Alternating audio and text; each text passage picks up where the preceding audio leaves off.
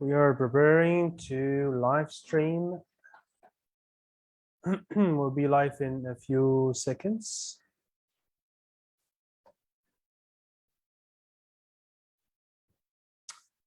Welcome everyone. Now we are doing a live video.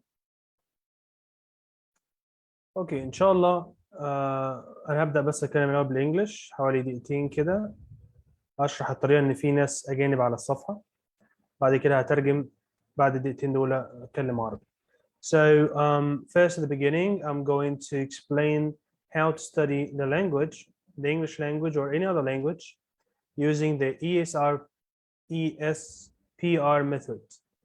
All right, I'm going to demonstrate now with examples using English language. Then I'm going to translate this into Arabic for the students or teachers or anyone on the page that speaks Arabic, because this page is like multinational. It has people from all around the world. So I'll try to speak in two languages, but not at the same time, because some people think this kind of confusing or irritating them. So I'm gonna speak first English, then I will translate Arabic. So this will be a very short video because I've talked about the ESP method before, but now today I'm gonna add something new to it. I talked in Arabic before, so I would like to talk in English in this video and actually demonstrate how it works. I will speak slowly as much as I can so that even lower level can understand what I'm saying. All right. So share this video with your friends, with everyone, how to study any language. So today we're going to talk specifically about English, but this can work for any language. So using ESPR. E is short for exposure. I'm going to explain what that means. Exposure. Exposure to the language, of course. To the language that you want to learn. S means study. P means practice. And R means revision. This is like a cycle. You must do it every day. All right. So let's take it step by step. What does it mean, exposure?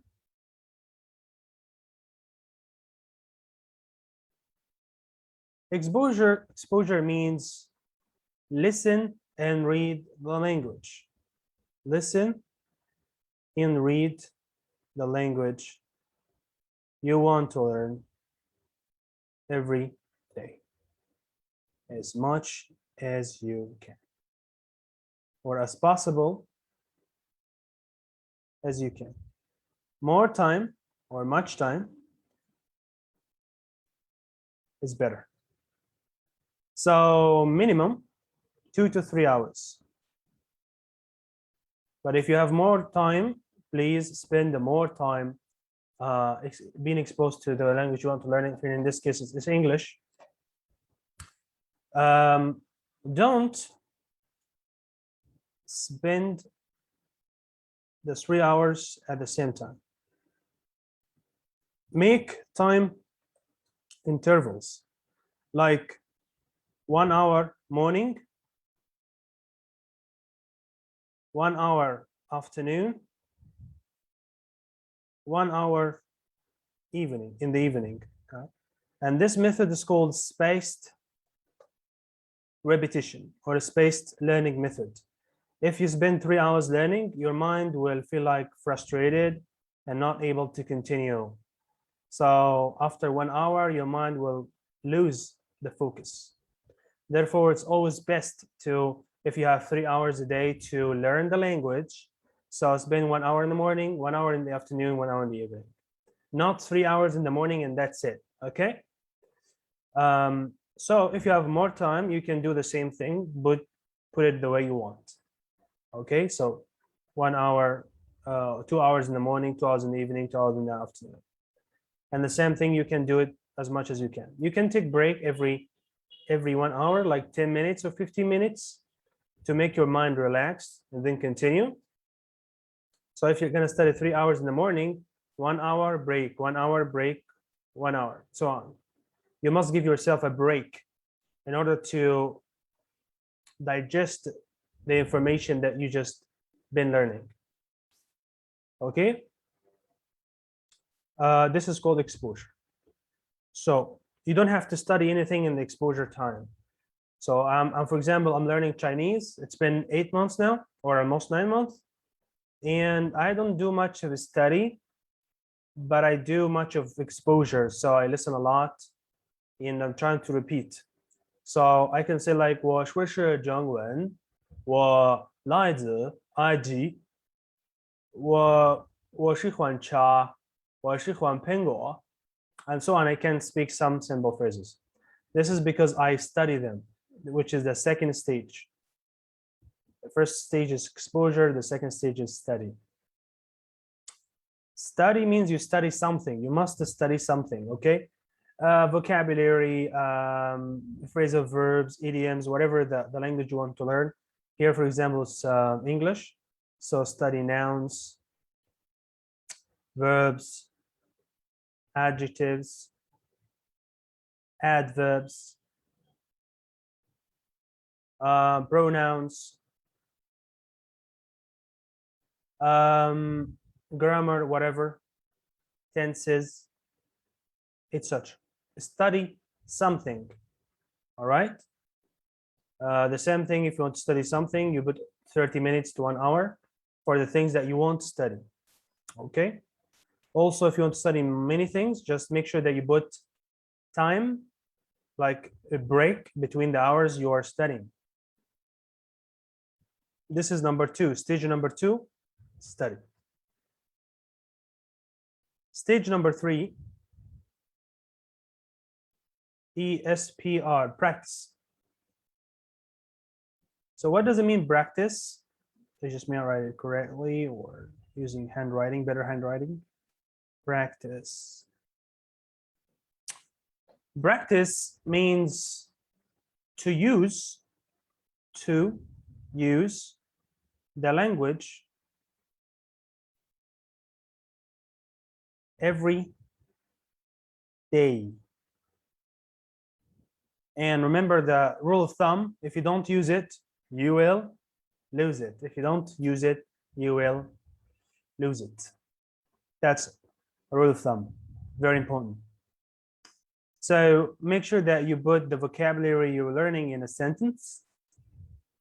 All right, put the vocabulary in a sentence.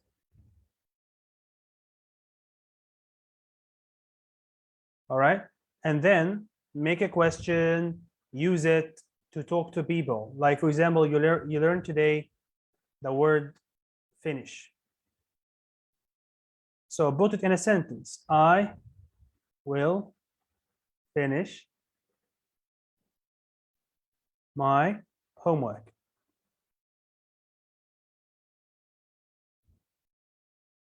Okay, then make a question and speak with someone. When do you finish your homework? You know, did you get the idea? You need to practice whatever you're learning. So exposure, study, practice. And the last thing, last but not least, which is very, very, very important, which is revision.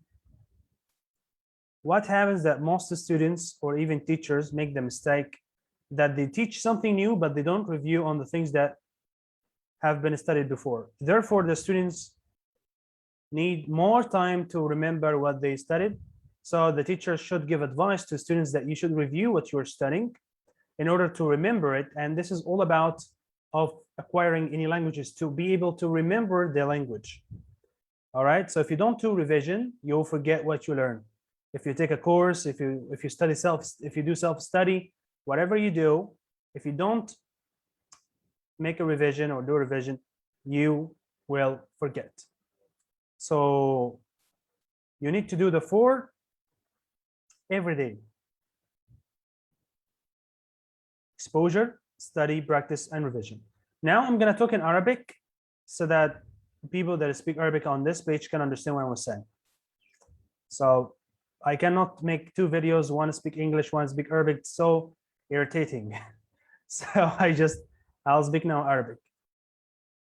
طيب احنا كنا بنقول ايه؟ كنا بنقول ازاي نذاكر اي لغة. ازاي تذاكر اي لغة؟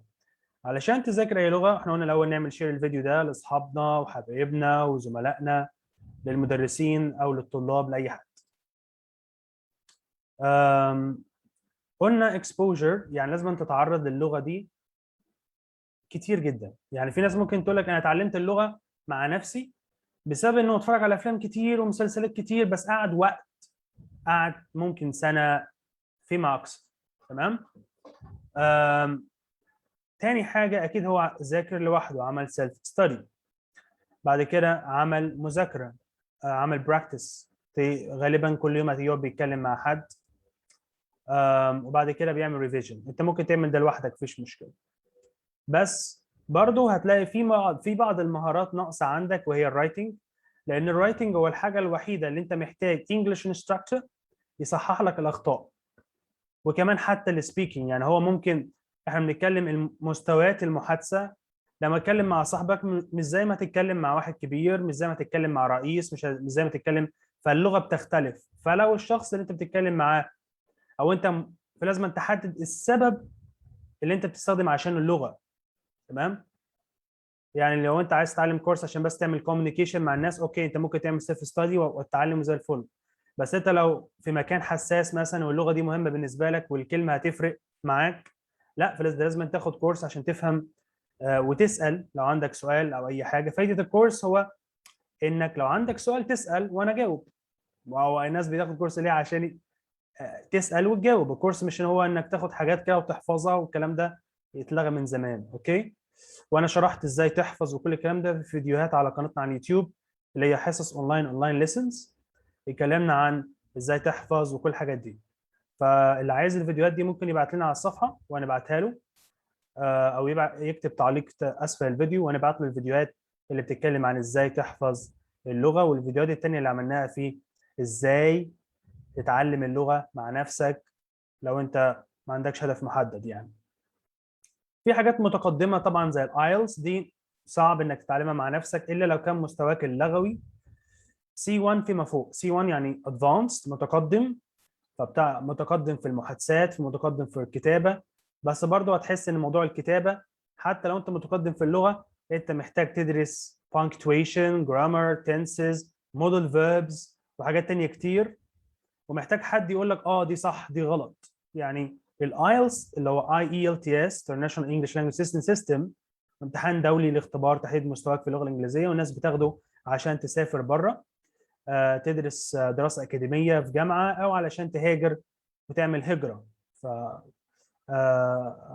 او هم مش هياخدوا واحد مش عارف لغه انجليزيه. يعني تاكد في 100% انك عايز تسافر امريكا، UK، استراليا، اي مكان بيتكلم انجليزي، وعايز واحد على الاقل يعرف الاساسيات في اللغه، مش واحد ميح خالص مش عارف اي حاجه خالص، فبالتالي هيروح هناك يعمل ايه؟ تمام. فعشان كده بيحتاجوا منك انك يبقى معاك ايلتس. والايلتس عملوه صنفين او حاجتين، جنرال وفي اكاديميك. جنرال للناس اللي عايزه تهاجر عموما، واكاديميك للناس اللي عايزه تدرس بره بقى ماجستير دكتوراه، تدرس في تخصص غير تخصصها الجامعي اللي في مصر. مثلا عايز تدرس طب بره مصر عادي، مفيش حاجه مشكله هناك، معاك فلوس تقدر تدرس اللي انت عايزه بره مصر. لكن مصر او اي دول عربيه بتشترط انك بيبقى موضوع انك تدرس حاجه انت بتحبها، بيبقى موضوع صعب شويه. لان خلاص مش هنتكلم بقى ونضيع وقت. How to study any language. Exposure اتفقنا لازم كل يوم نقعد ساعتين 3 اكتر. كل ما تزود وقت كل ما العقل بتاعك بيحفظ جزء. خلي بالك هو الموضوع كله عباره عن انك بتحفظ جزء، مش بتحفظ بقى اللي هو كده وتخش الامتحان. لا، انت بتحفظ يعني دي بنسميها automatic repetition that helps you to memorize. بالتكرار انت بتحفظ، مش هتحفظ انك تقعد تمسك ورقه وقلم وتقعد تكتب الكلمه 100 مره، والكلام القديم ده انتهى من زمان. مفيش حد بيعمل دلوقتي الكلام ده، ولو انت بتعمله ستوب. طيب study لازم تذاكر كل يوم حاجه معينه. تمام. المشكله بقى اللي بتواجه المتعلمين دلوقتي ان هو لما بيجي يذاكر مش عارف يذاكر ايه. يعني بيخش على اليوتيوب، بيخش على الفيسبوك جروبس، على الفيسبوك جروبس كتيره جدا وماتيريال كتيره جدا، هو لا عارف هو المستوى بتاعه فين، ولا ايه الاخطاء اللي بيعملها، ولا اي حاجه في اللغه، مش عارف اي حاجه في اللغه. وبالتالي لما بيجي يذاكر بيذاكر عشوائي راندوم، يعني راندوملي. فبالتالي بيتعلم اللغه بيتكلم وكل حاجه، بس بيبقى مستوى لسه ضعيف، محتاج وقت اكتر عشان يحقق الهدف بتاعه فوق السنه. تمام. طيب بعد كده قلنا براكتس يعني ايه براكتس؟ يعني لازم تمارس اللغه اللي انت بتتعلمها. وزي ما قلنا رول اوف ثامب او القاعده الذهبيه هي انك الحاجه اللي انت مش بتستخدمها هتنساها، ولو نسيتها مش هتفتكرها، ولو ما افتكرتهاش مش هتعرف تستخدمها. وبالتالي في ناس حافظه كلمات كتير جدا بس مش حافظاها في جمل، حافظه كلمه بس، فبيجي يتكلم مش عارف يتكلم، الجرامر واقع، كلمات حافظها بس مش عارف يحطها في سياق نص، فبالتالي مش عارف يتكلم. يقول انا بفهم. ده لمستوى ممكن E2 او B1، اللي هو بيفهم اللي قصاده بس مش عارف يتكلم.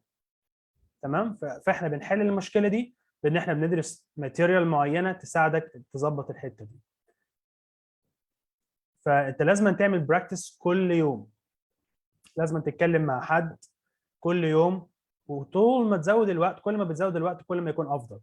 وده علشان الناس اللي بتعيش في امريكا او تعيش في اي بلد بتتكلم انجليزي لغه اولى من غير ما ياخد كورسات او اي حاجه، هو بس مجرد ان هو بيذاكر مع نفسه وبيعمل انتر اكشن مع الناس اللي حواليه او بيتفاعل مع الناس اللي حواليه في المجتمع، وبيسمع اللغه 24 ساعه. بيروح الباكري او المخبز او الريستورانت المطعم او المطار ايربورت، كل حاجه بالانجليزي، كل اليافطات بالانجليزي، كل الكتب بالانجليزي. فطبيعي جدا هو محطوط في بيئه كلها انجلش. فهو الموضوع كله هو ان انا في الكورس احطك في بيئه تتكلم انجلش طول الوقت.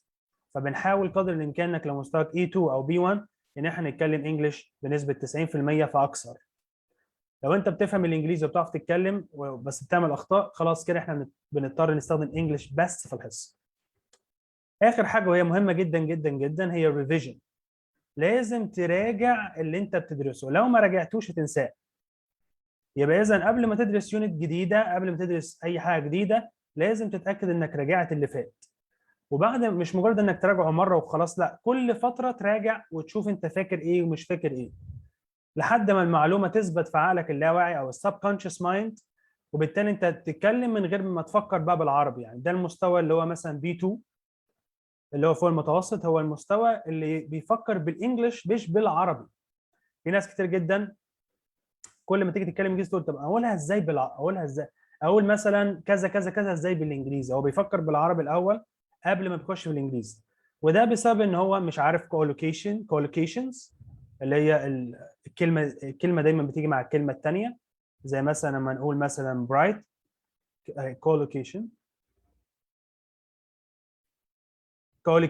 لما نقول مثلا برايت فنقول برايت برايت كولر مثلا، برايت كولر. اوكي. فهو حافظ كلمه كولر بس، مش عارف يستخدمها ازاي. فهي اللغه لما بتيجي تتعلمها بتعلمها كحاجه اسمها تشانكس. تشانكس يعني مش بتحفظ الكلمه بس لوحدها، لا، انت بتحفظ الحته دي كده لوحدها، دي بنسميها تشانك. تقول مثلا I love وتحط اسم مثلا، فدي كده اسمها تشانك. فاللغه احنا في مناهج بنشتغل عليها تعلمك اللغه على هيئه تشانكس، فبالتالي بنساعدك انك تتكلم اسرع مع الوقت. طبعا انا اتكلمت في فيديو قبل كده في نفس قائمه الفيديوهات، وهو بتحتاج وقت قد ايه علشان تجيد لغه معينه. وده انا مش هضيع وقت في الفيديو ده. لو انت عايز برضو الفيديو اللي هو بيتكلم عن محتاج وقت قد ايه علشان تجيد اللغه، راسلنا على الصفحه واكتب العنوان اللي انت عايزه بتاع الفيديو، او اكتب في تعليق اسفل الفيديو عن اللي انت محتاجه، واحنا هنبعت لك رابط مباشر للفيديو. تمام. طيب انت لو عملت كل ده في خلال 3 شهور 6 شهور، كل 3 شهور هتلاقي في تغيير في مستواك، كل 3 شهور هتحس بتغيير في مستواك، وده حاجه انا بوعدك شخصيا بيها، انك لو خدت كورس معايا تمام، لو دخلت على التقييمات اللي في الصفحه ريفيوز او اي حاجه، شوف تقييمات الطلاب السابقين اللي خدوا معانا كورسات، كل 3 شهور بيحس بتغيير. مش هقول لك يعني اللي هو واو، لا، في تغيير بس بسيط في اللغه بتاعتك. طبعا ده بيعتمد على ايه؟ بيعتمد على الاربع حاجات اللي احنا اتكلمنا عنهم. بيعتمد على الايه؟ exposure study practice revision. احنا بنعمل كل ده في الكورس، بس هل ساعه واحده مثلا للسيشن كافيه ولا 8 ساعات في الشهر كافيين؟ اكيد لا. فانت بديك واجب علشان تعمل ايه؟ تعمل الاربع حاجات دول، بس تزود وقت.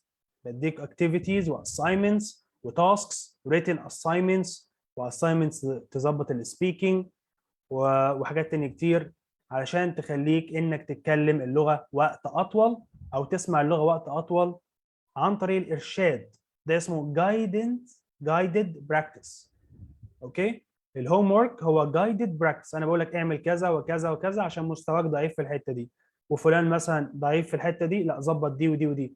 فهي مش حاجة ثابتة، بتختلف من ليفل لليفل ومن مستوى لمستوى. خلاص احنا اتكلمنا عن how to study any language, and if you have any question you can write it. Okay, spaced repetition.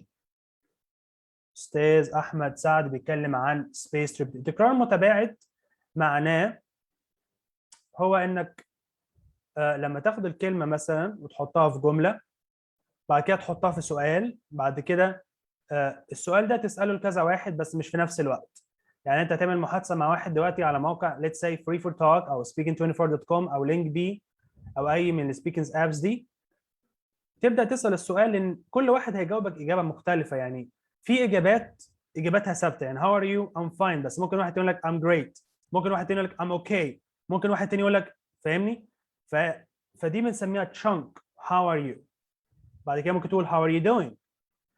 تبدا تكررها بانك تستخدمها، تكتبها، تسالها، تتكلم مع واحد في نفس مستواك او اعلى منك وتقول له السؤال وتستخدم الكلمه الجديده اللي انت عايز تحفظها. بس خلي بالك لما تيجي تستخدم الكلمه داخل السؤال اتاكد انك بتستخدمها صح مش غلط. فخد الكلمه حطها في القاموس وشوف صيغه السؤال بتاعت الكلمه دي عامله ازاي، وخد صيغه السؤال دي اكتبها، وكل واحد وحاول تحطها في موضوع. يعني احنا بنعمل categorization ان الكلمات دي تبع موضوع، مثلا hospital، لما نيجي نتكلم عن hospital اكيد هنقول doctor surgeon patient. فحاول لما تيجي تتعلم كلمات صنفها في مواضيع معينه، ودي دلوقتي طريقه فعاله جدا في الكوميونيكاتيف ابروتش، وهو ان هو اللغه يتعلمها بشكل مبسط بان هو يتكلم في موضوع معين. يعني ممكن حتى انت في لغتك الام او اللغه العربيه ممكن ما تعرفش تتكلم عن الطب، لكن تعرف تتكلم عن الهندسه لو انت خريج هندسه، تعرف تتكلم عن علم النفس لو انت خريج علم النفس. طب ما كل ده بالانجليزي. احنا في الكورس في المستويات المتقدمه بنخش في الحاجات دي، بنخش انك نجيب لك مقاله مثلا بتتكلم عن حاجه هندسيه، تمام؟ لازم أن يبقى عندك نوليدج ولو بسيطه جدا في كل حاجه، عشان لما تيجي تتكلم مع باشمهندس او مع دكتور او مع ده او ده او ده تعرف تقول حاجه، لان هو هيستخدم مصطلحات في اللغه الانجليزيه انت ما تعرفهاش. فلازما انت يبقى عندك بعض العلم من كل شيء، يعني شويه في الهندسه، شويه في كذا كذا كذا كذا. في مواضيع عامه بقى زي مثلا health hospital traveling music. نبدا دي في مواضيع المحادثات. بنعمل ايه؟ بنعمل categorization، ان احنا ده مستوى متوسط فيما فوق. نقول مثلا النهارده هنتكلم عن موضوع معين، فاطلب منك انك تحضر الموضوع ده قبل ما نتكلم عنه، عشان يبقى عندك كميه كلمات كافيه انك تعبر بيها في الموضوع ده، لان معظم الناس بتيجي تتكلم ومش عارف يقول ايه. تمام؟ فدي برضو التاسكس اللي هي تطلب منك في وقت معين بيبقى ليها دورها في نموك اللغوي. فكويس جدا انك تذاكر مع نفسك، بس الافضل انك تاخد كورس عشان ينظم عمليه العلم. اوكي؟ انا بتعلم صيني مع نفسي اهو، ولسه بعد 8 شهور ما وصلتش لحاجه قوي، لان اولا انا مش بحط وقت كتير جدا للغه. يعني هو ساعتين او 3 اخر اليوم. ببقى مش مركز وانا بذاكر صيني. تمام، مفيش حد بيرشدني، مفيش حد بيصحح اخطائي في الصيني، فبالتالي انا محتاج ان انا ابذل جهد اكتر عشان اوصل، وبالتالي ده هيقعد وقت اكتر. تمام، لكن ان شاء الله انا بفكر اخد كورس صيني مثلا مع حد بيعرف يتكلم صيني او مدرس صيني، وبعد ده بيسهل عمليه التعلم. هو الفكره كلها من الكورسات انه تلاقي واحد يصحح لك اخطائك، تمام، ايا كان مستواك، من اول A1 لحد B2. من اول B2 ل C1 بتحتاج حاجات معينه بقى. في ناس تقول لك انا عايز ايلتس، انا عايز بزنس انجلش، انا عايز اكاديميك رايتنج، انا عايز مش عارف ايه، عايز 2 في الIBT، عايز. خلاص، هو لما بيوصل لمستوى معين بيبقى مركز على حاجات معينه. اما في البدايات محتاج ان هو ياخد مناهج منظمه علشان تظبط اللغه بتاعته. وبكده احنا اتكلمنا في موضوع how to study any language باستخدام طريقه ESPR Exposure Study Practice Revision. لازم تعمل ده كل يوم حسب وقتك، وقدر الامكان زود على قد ما تقدر، بس ما تدرسش كل حاجه في وقت واحد. يعني مش 3 ساعات سبيكينج، مش 3 ساعات، لا، حاول تاخد بريك علشان تعمل حاجه سبيست ريبيتيشن، التكرار المتباعد، انك تاخد بريك وبعد كده تكمل الدراسه بتاعتك. تمام، فلو في حد عنده اي سؤال اخر ممكن يكتبه في تعليق وارد عليه. لو ما فيش يبقى كده دي نهايه الفيديو بتاعنا بتاع النهارده. ما تنساش تعمل شير ولايك للفيديو. الفيديو ده هيتم رفعه على قناتنا على اليوتيوب، فممكن تعمل شير، تعمل اشتراك في قناه حصص اونلاين. هوريها لحضراتكم دلوقتي، وهوريكم برضو الفيديوهات بتبقى محطوطه فين اهي. alright, this is our YouTube channel. Subscribe to the YouTube channel, and okay, on the playlists you'll see lots of videos. اسئله الطلاب المتكرره في اللغه الانجليزيه هي دي اللي انت عايز تخش عليها، دي اللي هتخش عليها، دي فيها كل الفيديوهات اللي احنا بنعملها. دي الفيديوهات كلها اللي احنا بنعملها في تعلم اللغات، ازاي تتعلم، ايه افضل طريقه للمذاكره، اتكلمت على ESP، ازاي انا وصلت لمستوى النيتيف سبيكر، الوقت انت بتحتاجه عشان تتعلم اللغه وتحدد الطلاقه، ازاي تختبر النطق بتاعك باستخدام جوجل ترانسليشن او باستخدام جوجل ميت. ثم حاجات كتير جدا هتفيدكم ان شاء الله لو اتفرجتوا عليها. واي حد هياخد كورس معايا ان شاء الله لازم يتفرج على الفيديوهات دي علشان يوفر على نفسه وقت كبير جدا ممكن يبذله غلط. يعني ممكن واحد يتعلم غلط، احنا مش عايزين نعمل الحته دي، احنا عايزين نعلمك صح، فبالتالي تحتاج وقت قليل عشان توصل للهدف، بس محتاج تبذل مجهود كبير. اوكي، فقناه حصص اونلاين ليسنز، خش على الفيديوهات. لو عندك سؤال ممكن تكتبه في تعليق او تكتبه اسفل الفيديو المباشر اللي احنا شغالين عليه دلوقتي. اوكي، thank you everyone and I'll see you next class or next lecture. I'm so happy that you are here today and I'll see you next class. Bye bye.